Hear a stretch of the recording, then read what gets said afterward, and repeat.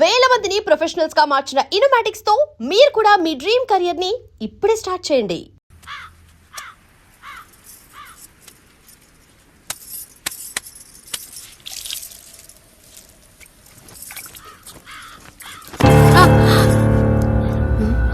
ఏంటి నువ్వు చూసుకోలేవా?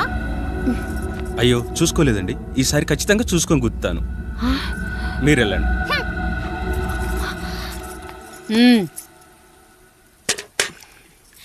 చూడమ్మా, నువ్వు మా కూతురవ్వడానికి ముందే రాయుడు మాకు దేవుడు, ఆయన కుటుంబం మనకు దేవాలయం.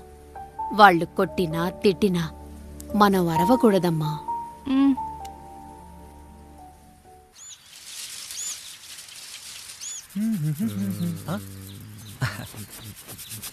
ఏంట్రా మిట్ట మధ్యన కసికసిగా పడితోమెత్తున్నావేటి? మీకేంట్రా పెళ్ళిళ్ళయ్యి? పెళ్ళి కానీ కానీ కానీ హే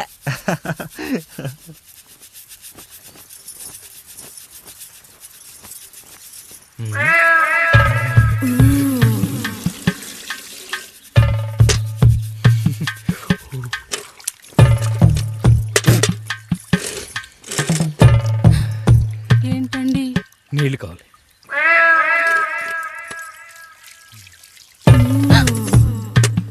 ఆయన కుటుంబం మనకు దేవాలయం. వాళ్ళు కొట్టినా తిట్టినా మనం అరవకూడదమ్మా.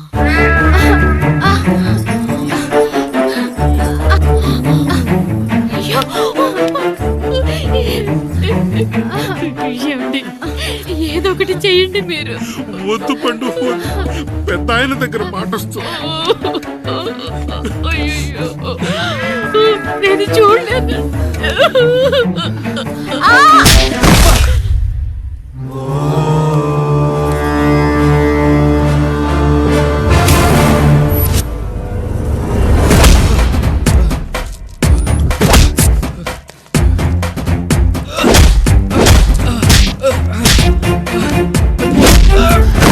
అయ్యో అనియా అనియా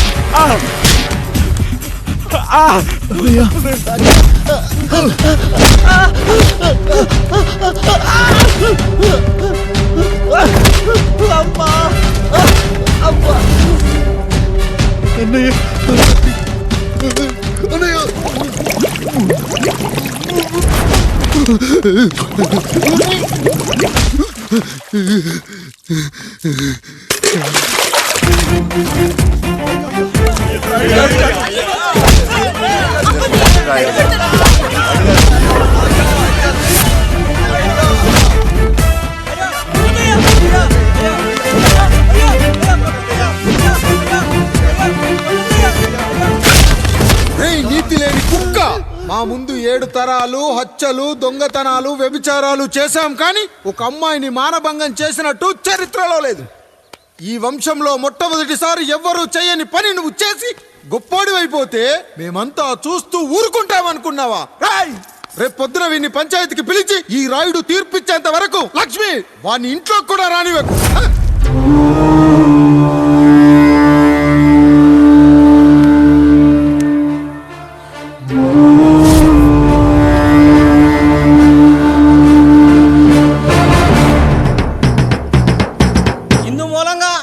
యావన మందికి తెలియజేయడం ఏమనగా, పెదరాయుడు గారి కుమారుడు ఆయన తన ఇంట్లో పనిచేసే కాముడు కూతురుపై మానభంగ ప్రయత్నం చేసినందున రచ్చబండ దగ్గర తీర్మానం చేయబడింది.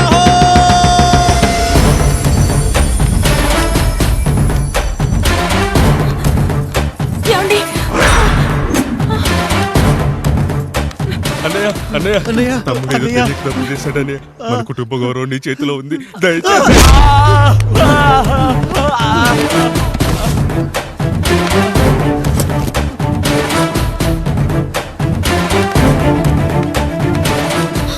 అయ్యా అయ్యా తీర్పిచ్చే ముందు ఒక్కసారి ఆలోచించండి అయ్యా. ఎంతైనా మనింటి బిడ్డయ్యా. అవునయ్యా, అన్యాయం జరిగింది మా బిడ్డకి. చిన్నబాబు ఏదో చిన్న తప్పు చేశాడని.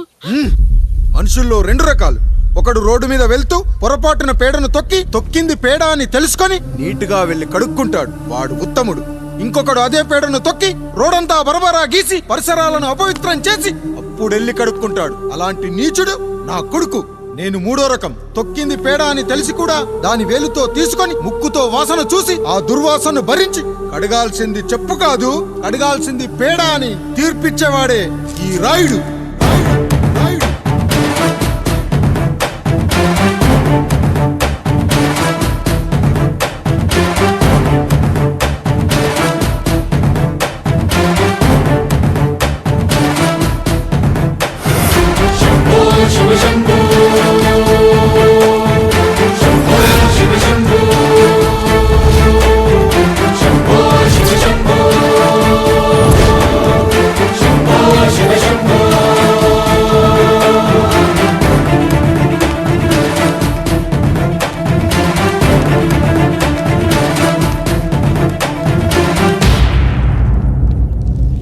అయ్యా, మీ కుటుంబానికి ఈ పరిస్థితి వస్తుందని అస్సలు ఊహించలేదయ్యా.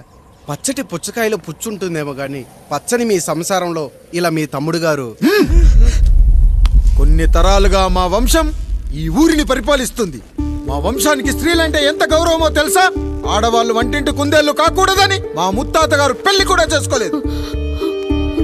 మా తండ్రి గారు పాపారాయుడు ఎవడో ఒకడు ఒక స్త్రీని మోసం చేసి కడుపు చేస్తే ఆ కథ విని ఆ పుట్టిన పిల్లాన్ని ఆ మోసగాడికి ఇచ్చేసి ఆమెను పెళ్లి చేసుకుని ఆమెకు కొత్త జీవితాన్ని ఇచ్చాడు.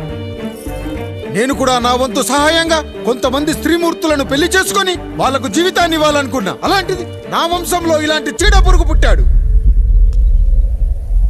నా తమ్ముళ్లాంటి కాముడు మా పనోడు వాడి కూతురుపై అత్యాచారం చేయబోయాడు.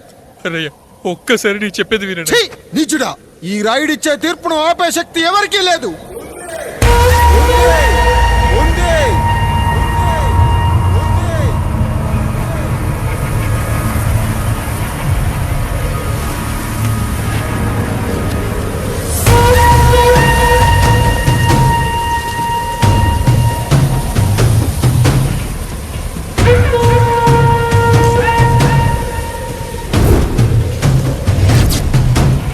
గుర్తుపట్టావా పెదరాయుడు?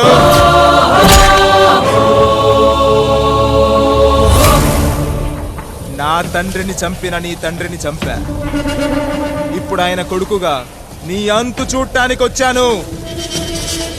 ఊరికి నీతులు చెప్పే నీ భాగోతం బయట పెట్టడానికి, ఏ శక్తి నిన్ను ఆపబోతుందో చూపెట్టడానికి అసలు సిసలైన మగాడు అడుగు పెట్టబోతున్నాడు.